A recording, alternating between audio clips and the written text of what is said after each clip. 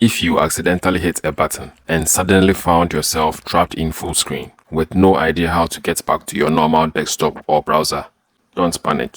You aren't stuck forever. Whether you are watching a video, browsing the web, or playing a game, getting your normal screen back takes just 1 second. Let's start with the absolute easiest fix for web browsers like Chrome, Edge, and Firefox. The key is F11. Look at the very top row of your keyboard and tap F11 once. You are instantly back to your normal window.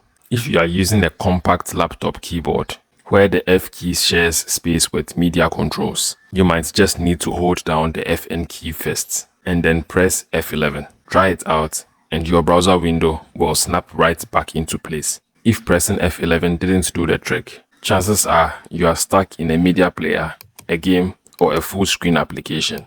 For this, your best friend is the escape key labeled ESC, usually found right at the top left corner of your keyboard. Just give the escape key a firm tap and it will instantly force the application to drop out of full screen mode.